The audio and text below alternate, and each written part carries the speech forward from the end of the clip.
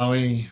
O painel aí que o Marco trouxe, né? É interessante saber o quanto que o mercado de capitais pode contribuir aí com o agronegócio e não ficando aí só na mão do governo. Em nome da PEP aqui, agradecer, né, a participação de todos que estão conectados. Me chamo Osley Oliveira, estou como coordenador aqui da Square de investimentos aí da PEP, junto ao meu parceiro Alexandre Santana, que por sinal era o cara para estar mediando aqui esse painel, porém por questões aí profissionais não pôde e passou essa missão aqui para mim. Estou também como diretor de investimentos aí aqui da CG Prev, fundo de pensão aí com patrimônio em torno de 2 bi e 100 milhões, batemos a marca de 2 bi em abril desse ano e com aproximadamente 4.700 participantes. O painel que eu vou mediar é sobre oportunidades no exterior. Duro falar, né, de oportunidade de diversificação no juro, né, de 15% aí aqui no Brasil. Mas os parceiros que vão contribuir conosco aqui vai trazer pontos interessantes a respeito disso. E por falar nisso, a gente vai ter a honra de receber aí dois craques. O Eduardo Jarra, que é economista do Santander Asti, e o Fernando Lovisotto, que é sócio e head da sócio e head de Investment Solutions da 20 Compass, né? Com isso aí eu vou pedir, né, para cada um aí fazer uma breve apresentação aí da trajetória profissional e também da casa, né? Então começando aí com o Jarra do Santander e depois o Lovisotto aí assume. Lei. Prazer aqui, obrigado pelo convite. Prazer aqui estar dividindo o painel com o Fernando. Bom, da casa, o Santander aí a gente está com um patrimônio aqui no Brasil de quase 400 bilhões, é um asset global, uma presença importante lá fora, né? E aí a gente tem todo aí o portfólio nosso de produtos, certamente vários aqui participantes do call, clientes nossos também, tá? Muito brevemente a meu respeito, eu estou aí com quase 25 anos aí de mercado financeiro, sou um apaixonado pela área de asset management, então toda a minha carreira foi feita em asset management, em bancos internacionais, independente, e sempre com foco aí no research, muito grudado aí na parte da gestão, com o desenho que hoje eu tenho aqui no Santander, tá? Eu tenho meu braço de estratégia aqui dentro, que eu cuido basicamente do que seria alocação estratégica, né, o Strategic Asset Allocation, pego a parte de alocação tática, né, o Tactical Asset Allocation, e fora aí todo o dia a dia com a gestão, um pouco da parte quantitativa também, e tem o braço de economia, e aí ambos os braços muito conectados com o nosso time lá de Madrid. E aí, obviamente, eu participo, né, o meu time, a gente está contribuindo aí no dia a dia com todas as diferentes mesas que a gente que a gente faz a gestão aqui. E definitivamente o tema aqui do painel é algo vivo que eu discuto individualmente cada mesa e com a maioria dos nossos clientes. Então, um super prazer, muito bacana aí a oportunidade. Bacana já, Lovisotto. Tudo bom? Bom, obrigado pela oportunidade aqui. Em nome da 20 Compras, queria agradecer a Pepe e você, Osley, pelo convite. É, Bom, eu estou na 20 Compras desde 2010, então já faz 15 anos e um pouquinho.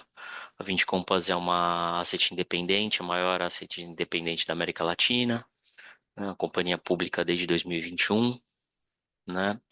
A gente investe em vários ativos alternativos. Nosso AUM é mais ou menos 58 bi de dólares, tá? Antes disso, eu entrei no mercado em 96, final de 96. Antes disso, depois de passar por dois bancos, eu fundei a Risk Office. Fiquei lá até 2010, quando eu vim para cá. Então é bem simples, eu fui do Risk Office e fui daqui. As pessoas ainda falam Louvos do Risk Office, mas já tenho mais tempo de 20 do que de Risk Office. Tá, então basicamente é isso. Aqui na área onde eu sou responsável, a gente cuida de alguns produtos, né, alguns fundos multimercados e da área de alocação. E a área de alocação, basicamente metade do nosso AUM é Brasil, metade offshore. Tá.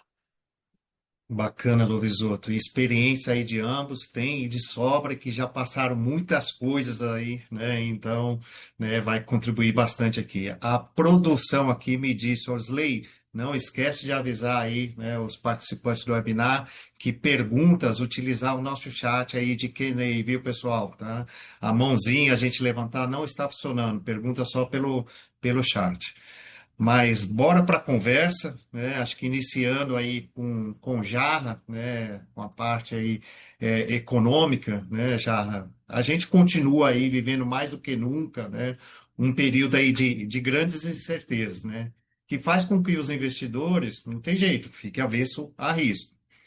No cenário global, além de conflitos geopolíticos que continuam, né, temos a China, né, em desaceleração, né, que mais? A gente também tem os Estados Unidos com o governo Trump 2, né, buscando desenhar aí uma nova ordem econômica, né, através do trade war, a guerra comercial, sem falar do receio, né, do Banco Central americano perder a sua independência, e além da dúvida que os Estados Unidos, né, pode deixar aí de ter o seu excepcionalismo, né, que vimos aí nos últimos anos e que sugou aí, né, boa parte aí dos investimentos do mundo, né? Eu já vi um pessoal falando assim, parece que foi um buraco negro, né? Todo mundo investiu lá, né?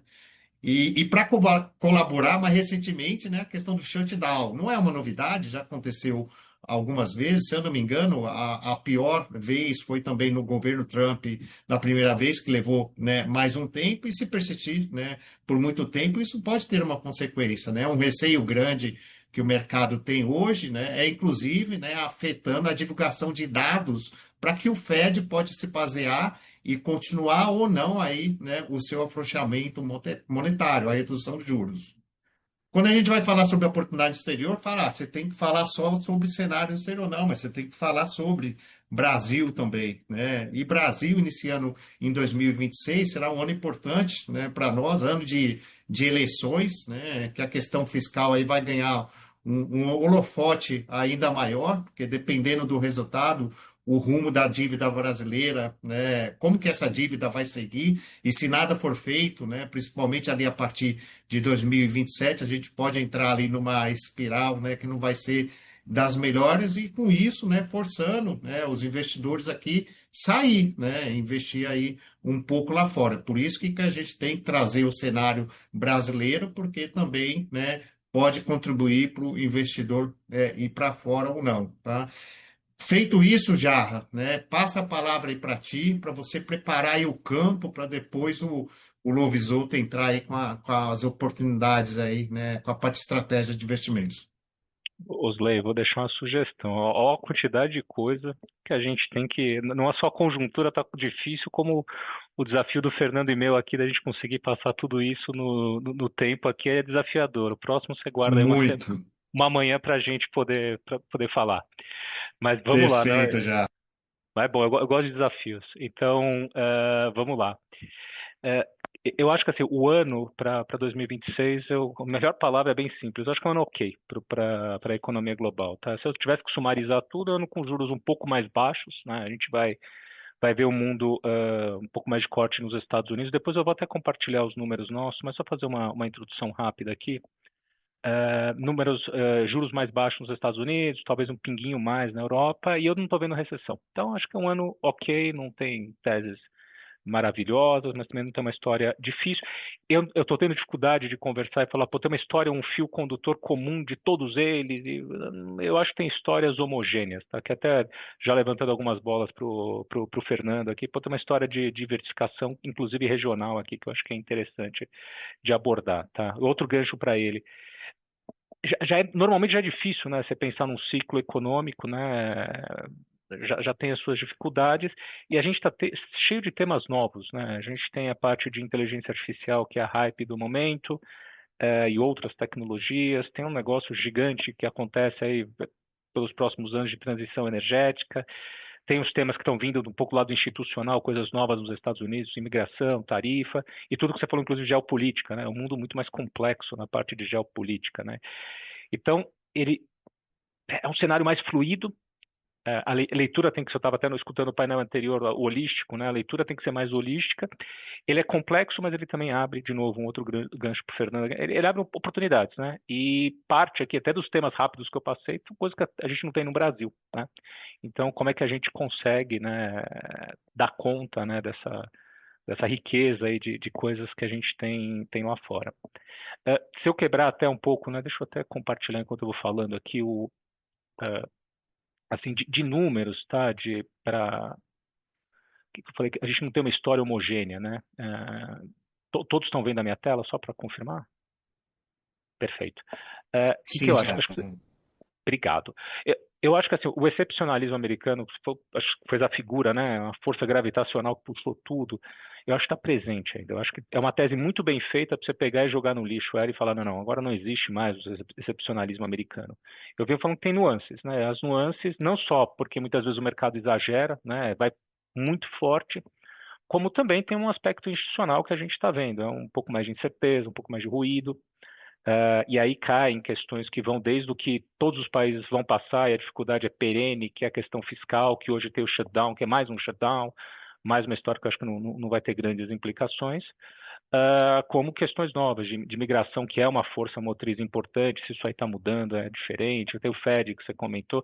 Então, é um excepcionalismo com as suas nuances, tá? Mas eu ainda acho que o grande vencedor dessa história é o país preparado, né, para você capturar, né? Então, inclusive, uma tese que a gente continua, assim como quase todo mundo vem exercitando, é um pouco até a questão do dólar mais fraco, né? Porque continua sendo gigante, é um movimento perene e gradual, porque você vai tirando um pouquinho aqui, deixando de aplicar nos Estados Unidos, mas o grosso vai estar lá, porque eles são o país, é o mercado excepcional, né? Então, o ano para mim, se eu for olhar mais o cíclico, é os Estados Unidos que desacelera, aí os números nossos de Madrid estão aí 2% para 25, 1,6% para 26%, por trás disso não tem recessão, uma economia que vai desacelerando gradualmente, inflação ainda é um pouco incômodo nesse segundo semestre, depois vai se buscar algo mais próximo do que o Fed tem de meta. Eu tenho dificuldade, por isso que eu falei, a gente precisava de uma manhã inteira. Eu não sei se 2% é um número razoável para os Estados Unidos, menos por causa de tarifa e tudo, nesse novo mundo, tá? Eu acho que daí a gente tem uma projeção que os juros chegam em 3,5 no início do ano que vem, tá?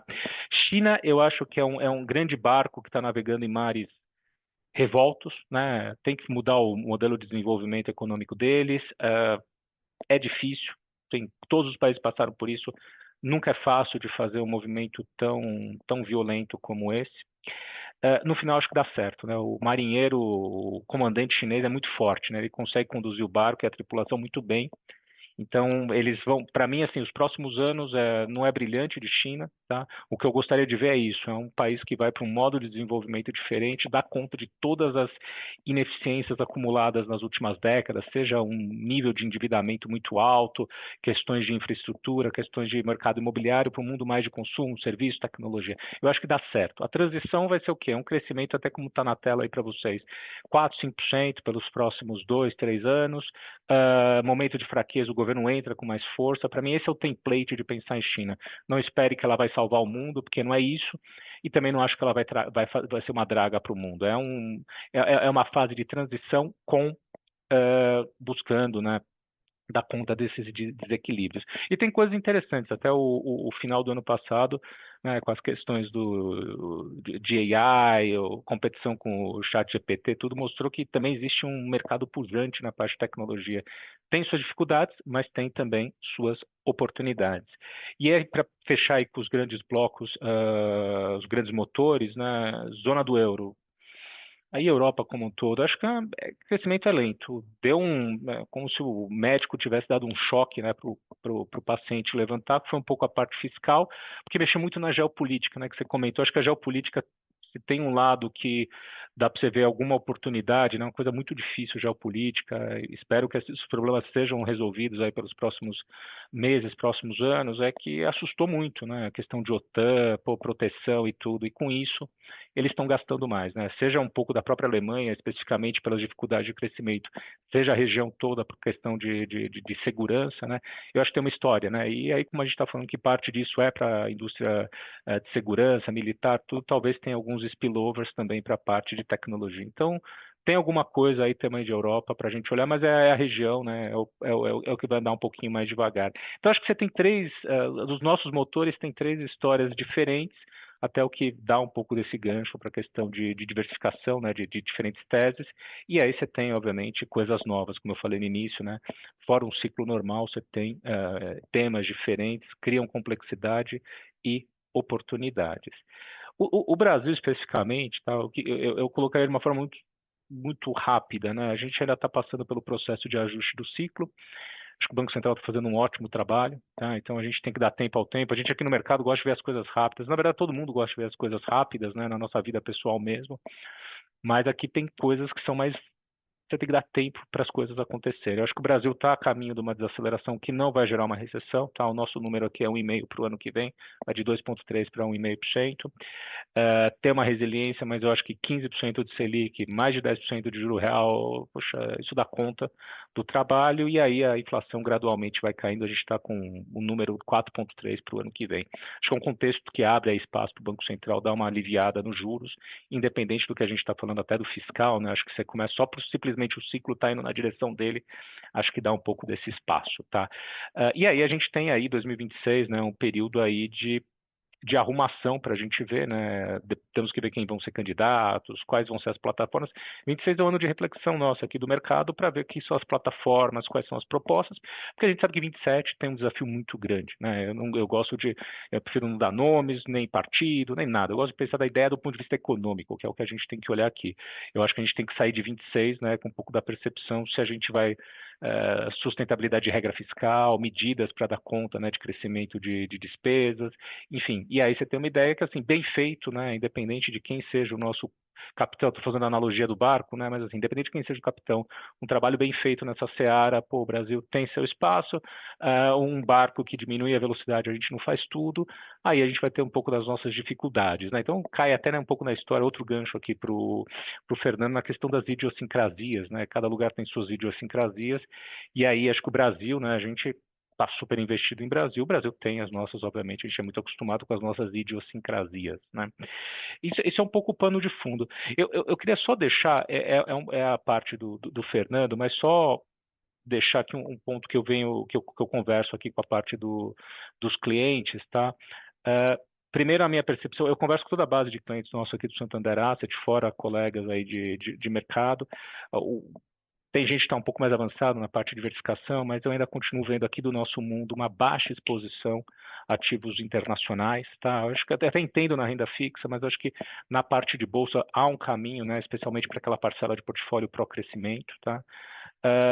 Tem o clássico, né, na questão de melhora de retorno dos portfólios, diversificação de ciclo, né, as idiosincrasias, acho que tem muitos benefícios, e um pouco do que eu falei rapidamente aqui, né, a gente tem temas novos, temas que são antigos, coisas que a gente não tem exposição no Brasil, tá?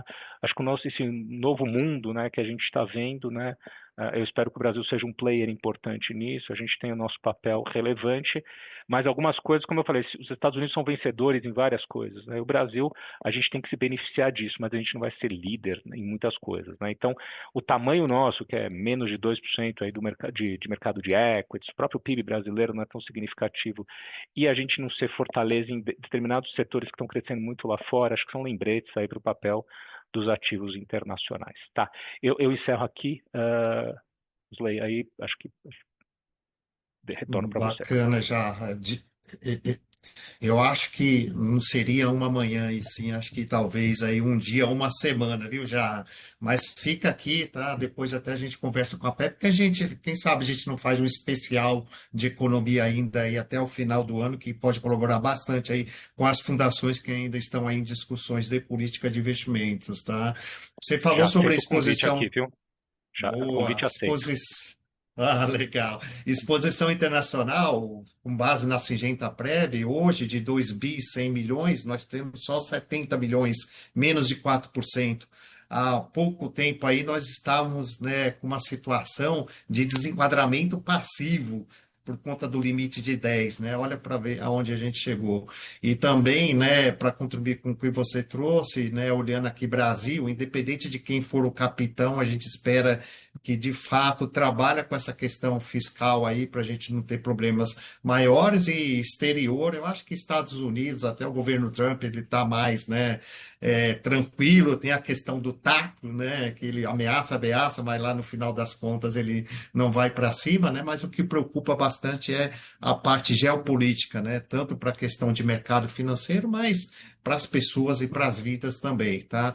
Mas agora eu vou puxar aqui o Lovisoto para a nossa conversa, dar uma olhadinha aqui no meu roteiro. Bom, Lovisoto, olha aí, né? O que o Jarra trouxe aí, tem bons desafios ainda aí na gestão dos investimentos, né? Mas a gente sabe que, mesmo em momentos como esse, né, sempre há boas oportunidades, né?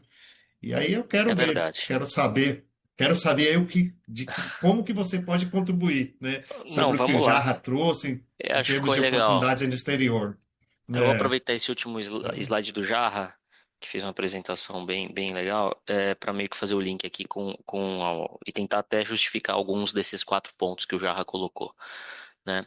Só falar um pouquinho assim como que a gente enxerga também o cenário, mas é uma frase só.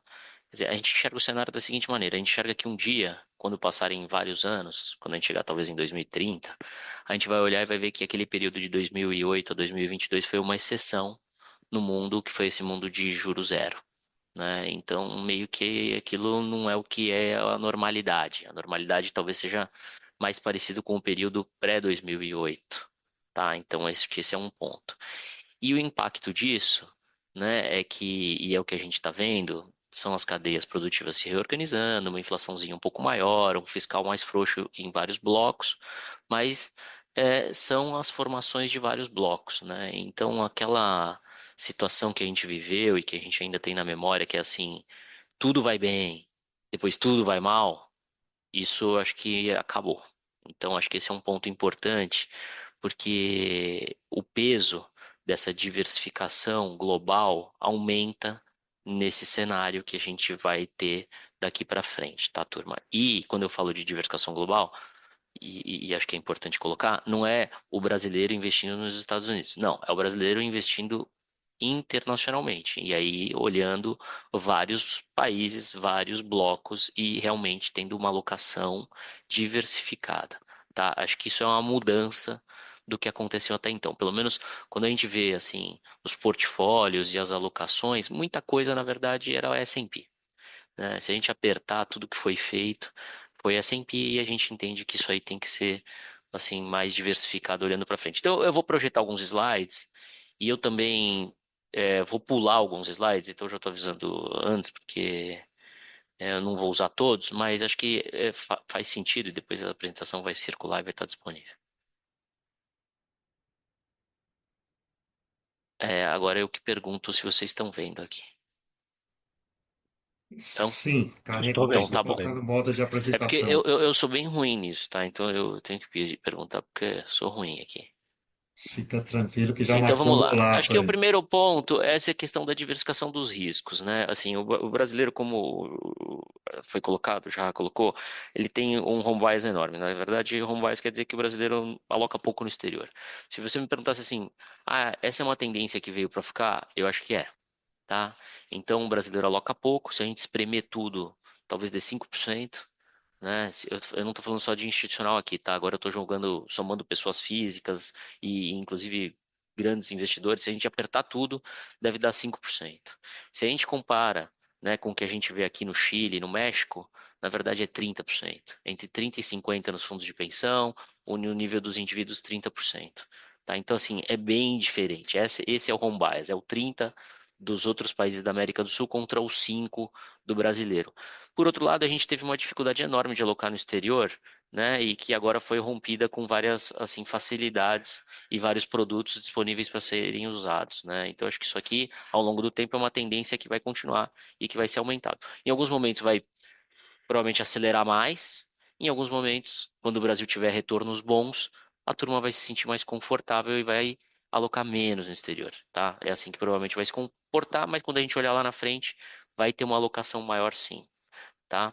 Uma das vantagens dessa diversificação de riscos é a proteção contra evento de cauda. A exposição à moeda, se a gente olhar ano a ano, a gente vai ver que sempre diversifica. Vai. Se a gente pegar como medida o Ibovespa e o dólar, só para simplificar a conta, na série histórica os dois se comportam para lados opostos. Quando a bolsa aqui vai bem, o real se valoriza, o dólar cai. E quando a bolsa aqui cai, o dólar se valoriza, ou seja, o real desvaloriza e acaba compensando. Então, esse efeito de compensação acontece sempre. Quando os dois vão para o mesmo lado, que foram 2 anos, os dois sobem. Então, ainda a diversificação ainda ajuda. tá?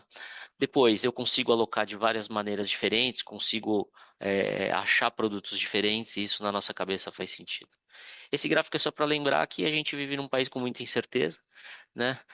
Enquanto o dólar existe há muito tempo, aqui a gente já mudou de moeda várias vezes. Não acho que não é o cenário que, obviamente, ninguém tem para frente, mas é um cenário para a gente lembrar que a nossa moeda e que a gente está num país que é mais frágil, né? E um outro jeito de ver isso aqui é o poder de compra, assim, do real. Você vê que antigamente, lá em 94, R$ 100 compravam US$ 100, hoje R$ 100 compram US$ 19. Então, assim, é isso, né? Na média, 6, 7% ao ano a gente tem nesse período de desvalorização do real, tá? Outra questão importante é essa, né? O mercado, assim, ele sempre superestima a valorização do real. Então, o ano passado é um exemplo interessante. Todo mundo falava assim, no máximo o dólar vai para 6. Quando chegou em dezembro, dadas várias situações, né? Na verdade, a partir de novembro, teve uma saída gigantesca e foi a maior desvalorização, que é a maior saída de dólares que a gente teve desde 82, né? Então, aqui é um outro ponto. Sobre diversificação, né? É isso, quer dizer, se a gente olhar aqui nos últimos 11 anos e a gente olhar meio que ao ano, tudo em reais, você vai ver que o S&P rendeu 19% ao ano, a bolsa global, medida pelo Acre, foi 16, a parte de high yield foi 12, uma B 11, Ibovespa 11, CDI 10 e aqui o real se desvalorizando 7% ao ano. Então você vê que teve, assim, você ter uma parte alocada por aqui teria contribuído bastante no seu retorno ao longo do tempo. Tem uma pergunta que sempre me fazem que é por que que no Brasil esse jogo de asset allocation não funciona, né? Não é tão perene? Porque os investidores acabam fazendo muito o que eu aqui brinco que é fazer 0-1, né? Uma hora aloca tudo aqui no Risco Brasil, outra hora zera tudo e vai tudo para o CDI, né? E uma das minhas explicações é porque a baixa penetração de alocação internacional faz com que os portfólios fiquem pouco diversificados. E aí acaba causando essa sensação. Então, por exemplo, se o ano passado a gente tivesse 15, 20% alocado no exterior, provavelmente a gente tinha batido o CDI e não teria desmontado o asset allocation, e esse ano estaria surfando toda essa alta da bolsa que foi desmontada no ano passado. Tá? Então é isso que a gente fala de ter um portfólio mais robusto e diversificado, e é isso que a gente quer dizer com esse mapa aqui. Tá? Depois é importante a gente lembrar a insignificância do Brasil, acho que foi um ponto que o Jarra passou no mercado global. Né? A gente é 2% do PIB mundial, a gente é 1,9% da renda fixa mundial, 0,9% do mercado de renda variável mundial, e o investidor brasileiro tem aqui, a gente pôs aqui um chute 97,5, mas é o que eu falei, talvez hoje esteja em 95, quer dizer, alocado no Brasil. Então, assim, a gente é muito pouco do mundo com muita exposição em Brasil, tá? E depois tem um pouco assim da composição setorial, e aí que aqui já entra naquela outra parte, né? Acessar investimentos que eu não consigo acessar dentro do Brasil. Acessar classes de ativos e oportunidades que eu não acesso dentro do Brasil. E aí você vê o peso, né? Assim, do MSCI Brasil, né? O grande peso em setores assim bem tradicionais, financeiro, energia, materials, né? Assim por diante, e pouco, né, na parte de saúde, comunicação, tecnologia, que é o que tem mudado. A gente já falou aí de AI, que é um dos assuntos assim que provavelmente a gente, fora a discussão de valuation, se está caro, não está caro, se os investimentos estão sendo feitos certos ou errados, mas é alguma coisa que vai impactar o mundo por 20 anos, né? E a gente aqui não tem como dentro do Brasil fazer investimento nisso, né? Depois um outro jeito de ver a mesma coisa, né? Assim, o Brasil está aqui. Eu demorei, tá, turma, para achar onde estava o Brasil nesse mapa, realmente está bem escondido. Então, assim, a gente não é quase nada dentro do mundo, né? Realmente é muito pouco, né? Acho que e a bolsa brasileira ainda vem encolhendo, né? Se a gente vê o número de empresas que fecharam capital na bolsa, isso se reduziu muito, né? E a outra parte, essa parte da composição, top 10 ações, né, nos últimos 25 anos. Se a gente voltar para 2001, a composição do Ibovespa era isso aqui. E quatro das mesmas empresas que estavam lá em 2001 ainda estão aqui. E nada, assim, de muito, assim, tecnológico, óbvio. A gente continua aí com o setor financeiro com peso alto, Vale, Materials, né? Eletrobras Energia, tudo assim, nada de muito transformador. Enquanto a gente olha o que aconteceu nos últimos 25 anos lá fora, no S&P, você vê a mudança da composição. Então você vê esse dinamismo que acontece lá fora, e aí por isso que eu concordo com o Jarra no assunto assim, não dá para falar do fim do excepcionalismo americano. O que dá para falar nesse assunto, e que vai na linha do que eu estou argumentando, é um aumento de diversificação dos portfólios, ou, do outro jeito, uma diminuição na concentração dos portfólios. Né? Então ele é um movimento muito mais de redução de risco que está acontecendo fora, do que assim, vamos fugir dos Estados Unidos. Até porque as empresas estão sendo listadas lá, tem muita coisa que é feita lá e passa pela economia americana, né? Mas acho que e aí o impacto disso, né? O pouco efeito que a gente viu desde abril já foi significante para a gente ver a bolsa brasileira estar onde está, para a gente ver o real onde está. E isso é um movimento que a gente aqui, como investidor institucional, sabe que não é rápido. Imagina assim, um investidor institucional da Alemanha tomando decisão de mudar os portfólios. Ele tinha lá concentrado nos Estados Unidos, tinha mais dólar, e ele fala, agora eu não posso só ter dólar, eu tenho que diversificar mais em moeda, e eu não posso só ter S&P, eu tenho que diversificar e aumentar outras regiões. E ele está tomando a decisão ainda. E provavelmente pode ser que ele execute no ano que vem. Então, são movimentos um pouco mais longos do que a gente viu, e eu acredito que são movimentos estruturais, esses movimentos de diversificação, tá, turma? Então, acho que isso é um ponto também que eu queria falar e eu acho importante.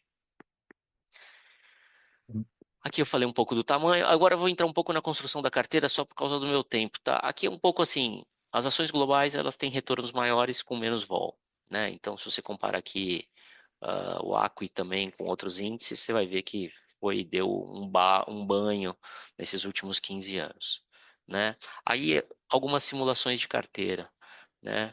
Se a gente pegar aqui uma carteira pura Brasil, 80% B, 20 bolsa, teria rendido 328, uma carteira com 80 NTNB e só bolsa global, 485, e se eu tivesse meio a meio nas bolsas, 407, tá? Então, assim, faz muito sentido eu ter esse tipo de diversificação pelo lado do retorno, tá?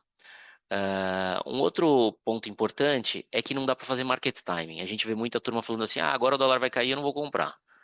Agora, então assim, aí vira uma decisão que eu acho que não faz muito parte do jogo que a gente está falando aqui, que é o jogo de asset allocation. O jogo que a gente está falando aqui é de alocação estratégica, de médio e longo prazo, de construção de carteira, e a gente está falando que ter um pé nisso faz sentido. Esse jogo de se o dólar vai subir, o dólar vai cair, é o jogo para o fundo multimercado que vocês estão alocando na parte de estruturado, tá? Não é um jogo dessa parte de asset allocation, né? Então aqui o que a gente está falando é o seguinte, se você tem 25 anos investindo US$ 1.000, quanto você teria no final do período? Se você investiu lá no começo, 4.100. Se você perder um dia bom, 3.700. Se você perder 10 dias bons, já virou 1.900, menos da metade. Ou seja, fazer market timing no mercado de renda variável é muito difícil, tá? Por isso que o peso da alocação estratégica é maior. E aí eu vou pular esse aqui, vou fazer esses dois últimos, né? Aqui a gente acha que a carteira ótima americana, como benchmark para investir no exterior, seria 60-40. Então, assim, um benchmark para alocar no exterior seria 60 em renda fixa, 40 em bolsa, né? E quanto que eu deveria combinar dessa carteira investida no exterior no Brasil? Né? No Brasil a gente considerou a carteira aqui uma carteira que meio que talvez esteja no número atual do asset allocation médio das fundações, que é 80 em IMAB, 10 em CDI, 10 em Ibovespa. Até talvez meu 10 em Ibovespa está maior do que o que a turma tem em bolsa hoje. Mas considerou isso para a carteira Brasil e considerou na carteira exterior aquele 60-40. Né? E qual é o mix ótimo do ponto de vista de risco-retorno para a gente? É 70-30. Né? Então, se eu tenho 5% no exterior, eu estou abaixo desse ótimo. Provavelmente, e o ótimo a gente sabe que está fora do limite da lei, mas é bom a gente saber onde está o ótimo. Ou seja, a lei, hoje, do jeito que ela é, ela restringe a gente de estar num ponto ótimo de alocação, tá? Porque o ponto ótimo estaria ali entre 70 no Brasil e 30 no exterior, tá? Só para não fugir de duas considerações que eu acho que são importantes é a questão do hedge, né? A pergunta que sempre vem, que a gente até deu uma discutida, é a questão, invisto com hedge ou invisto sem hedge? Então, a primeira parte da resposta, que para mim é a mais importante, é quanto eu tenho de ativos no Brasil que tem volatilidade, né? Então, quanto da minha carteira está na curva, quanto da minha carteira está mercado e quanto dessa parte que está mercado tem volatilidade, traz volatilidade para a carteira. E isso vai me ajudar nessa discussão de quanto ter disposição na moeda ou quanto não ter disposição na moeda. O que eu quero dizer é o seguinte: se eu tenho um plano BD com tudo travado, tudo bem na curva, talvez faça pouco sentido eu ter alguma alocação no exterior com exposição à moeda. Agora, num plano CD com perfil agressivo, sei lá, 25, 30% de bolsa e tal, cabe mais alocação no exterior e cabe mais a exposição à moeda, tá? O segundo ponto que eu levaria em consideração é qual classe de ativo eu vou ter fora. Se eu quero ter bolsa, cabe eu ter quase que tudo sem hedge. Se eu quero ter só renda fixa, provavelmente talvez aí valha eu ter tudo com hedge. Então é um outro jeito de eu balancear a carteira, tá? Para levar em consideração o diferencial de juro que é o carry trade, tá? Então acho que eu tentei aqui cumprir o tempo, Osley, e passar por tudo. Não sei, agora eu estou aqui à disposição para a gente discutir. Legal, viu, Lovisoto? Obrigado. Acho que é interessante o ponto aí que tanto você e o Jarra colocaram, a questão do excepcionalismo americano. Acho que está distante acabar, acho que ele pode diminuir, e isso, né, faz com que, né, busque aí, haja uma diversificação maior, né, como você bem colocou, essa alta que a gente tem visto aí nos mercados, né, de risco, principalmente a Bolsa Brasileira, não é muito mérito do Brasil, e sim o pouquinho que saiu, né, lá dos Estados Unidos já Exatamente. contribuiu bastante, né? E se, né, quem for que seja que assuma aí o governo futuramente fizer uma lição de casa boa, a gente pode atrair muito mais. Por quê? Porque eu já ouvi falar que a gente até nessa leva poderia ter aproveitado mais a oportunidade, mas por conta das incertezas fiscais que a gente tem aqui, né, o movimento foi mais tímido. Mesmo assim, a bolsa já está 20% ou mais, né? Acho que a gente pode aqui trocar uma ideia. Faltam aí 8 minutos para a gente finalizar o nosso painel, tá? Vieram perguntas aqui da audiência, né? Você já respondeu parte aqui, que é um hedge ou não, né? Hedge cambial, logicamente, né? Tem uma outra pergunta aqui também, não sei se vocês podem, né, contribuir, né? Trazendo que, considerando a volatilidade cambial e os diferentes regimes tributários entre países, qual seria a estratégia mais eficiente para um investidor brasileiro diversificar seu portfólio internacionalmente, tá? É algo que aí você já vai, né, uma linha mais profunda, tá? Não sei se vocês têm condições aí de Osley, responder, tá? posso aproveitar essa última pergunta para falar um outro negócio que Pode. me chama sempre a atenção, que é a seguinte: acho que a turma, né, acaba olhando o dinheiro que tem no plano e, né, obviamente acaba fazendo as migrações quando é o caso do plano CD e dependendo da conjuntura vai para o conservador, agressivo. Mas eu queria lembrar o seguinte, até que estamos discutindo aqui essa reforma tributária no Brasil e acho que a pergunta tem a ver com isso, que é o seguinte, eu entendo que o plano de previdência, provavelmente o investidor tem outra poupança, quando é o caso dele ter outra poupança, né, é o lugar onde ele deveria carregar o risco dele, né, é onde ele tem várias vantagens tributárias para estar num perfil mais completo. Então, por exemplo, se eu tivesse um perfil agressivo com alocação no exterior, uma carteira dessas, 70-30, 30 exterior, 70 Brasil e tal, era ali que eu deveria carregar meu risco. E o dinheiro que eu tenho na pessoa física, do jeito que está hoje, é onde eu deveria carregar o não risco, na LCI e LCA, que não vai ter imposto. Tá? Então, Uhum. o plano de previdência é um lugar ótimo, como não tem come cota, tem diferimento tributário, para eu carregar meus ativos de risco, tá? Do ponto de vista tributário, tá, turma? Eu acho importante falar isso, porque quando eu vejo as migrações assim para os perfis conservadores, eu fico até triste, tá? É o lugar que você vai carregar dinheiro por 20 anos, é o lugar que você deveria aproveitar isso, é o lugar onde tem profissionais sérios tomando conta do seu dinheiro, e aí eu acho que lá é o melhor lugar. Tá? Do outro ponto de vista, aí depende que tipo de investimento você vai fazer na pessoa física, quanto dinheiro é, para você saber se tem que ser eh, Irlanda, porque aí vem várias mudanças tributárias em relação ao pagamento de dividendo, depende do que você vai comprar, paga dividendo ou não, e aí se ele tem condição de montar uma estrutura para pagar só uma vez por ano, né? Aí são outras considerações que ele deveria levar em conta. Mas o plano de previdência é um lugar ótimo. Bacana. Já eu gostaria de trazer você para falar um pouco dessa questão cambial, né, do RED. Então, se puder, né, contribuir aí de forma geral, a gente gostaria de te ouvir também. É, numa frase eu falaria, eu concordo com o Fernando. Na verdade, quando me perguntam, é exatamente isso. Eu acho que você tem que fazer a distinção, né? É, dois mundos, né? Acho que para o mundo institucional, eu usaria quase que o livro-texto mesmo.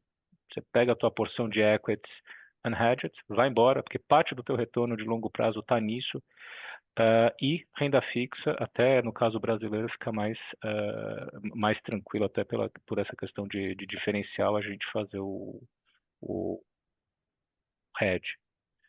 Eu acho uma questão que faz parte faz time com hedge, faz um pedaço, tudo. Um pouco a minha opinião é muito difícil, né? Eu acho que uma vez que você entra especialmente na parte mais estratégica, uma vez que você entra, né, na tua posição, é como se você fosse o trem até o porto final dele, até a estação final.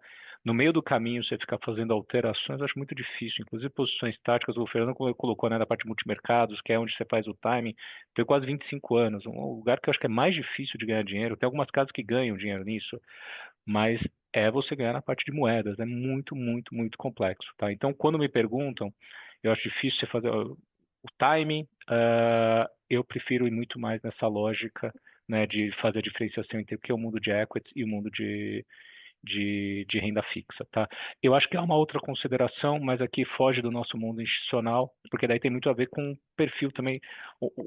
Uma das coisas que permite sucesso é quando você faz a tua carteira, o teu lado de ativos muito bem alinhados, né, com o teu passivo, né? Às vezes a preocupação que eu tenho é assim, puxa, você faz o desenho bem feito, otimiza o portfólio, mas o passivo está mal classificado, né? O cliente, aqui eu vou fugir até do mundo institucional, mas a pessoa física, né, não está alinhada com aquilo, é uma receita para dar errado, né? Acho que um freelance na minha cabeça, que é quase utópico, é quando você tem o ativo muito bem alinhado com o passivo, dá tempo ao tempo, a coisa vai funcionar, você vai ter uma chance muito maior de atingir seus objetivos, né?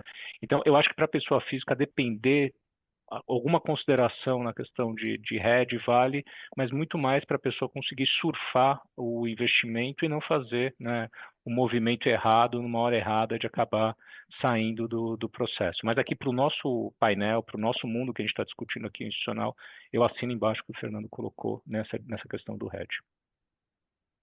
De fato, faltou tempo aqui para nós, tá? Tem uma pergunta aqui, a gente tem aí 2 minutos, até disseram aqui que o Lovisotto está bem otimista, hein? Que gostaria de ter esse otimismo dele, tá?